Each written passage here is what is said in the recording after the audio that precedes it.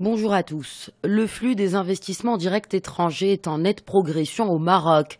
À fin juillet, les IDE ont cumulé un volume de 16,5 milliards de dirhams, soit près de 34% de plus que sur la même période de l'année dernière.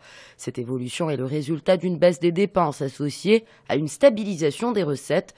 Concernant les recettes des Marocains résidant à l'étranger, elles ont quasiment stagné à 35 milliards de dirhams. Enfin, la balance voyage ressort en recul de 2,3% durant les 7 premiers mois de l'année selon les derniers chiffres de l'Office d'échange.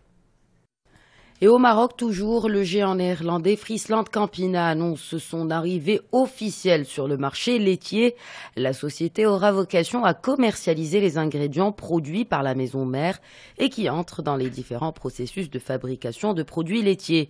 Friesland, qui commercialise la marque Frico au Maroc, est le 5e acteur mondial du secteur avec un chiffre d'affaires de 11 milliards d'euros en 2016.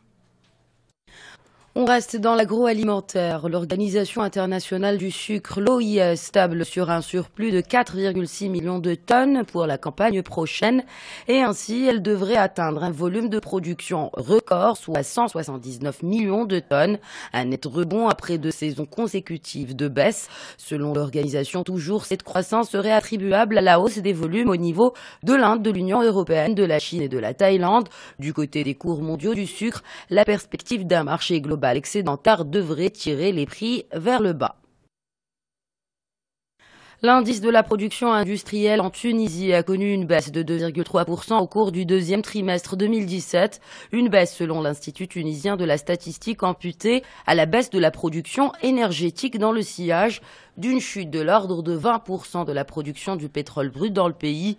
L'Institut a en revanche fait état d'une amélioration de la production dans le secteur de l'extraction de produits non énergétiques. Pour l'INS, les secteurs de l'industrie mécanique et agroalimentaire ont enregistré une timide progression au deuxième trimestre. Et l'agence de notation Moody's qui assène un coup dur à la Tunisie en abaissant la note souveraine du pays en catégorie très spéculatif.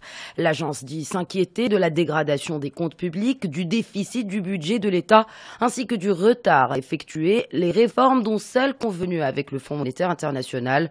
Non seulement la note de la Tunisie a baissé de 2 crans, mais elle est désormais placée sous perspective négative. Ces dernières dégradations de la note souveraine intervient au moment où le gouvernement d'union nationale conduit par Youssef Chahed traverse une importante crise qui a été aggravée suite à la démission du ministre des Finances le 18 août dernier.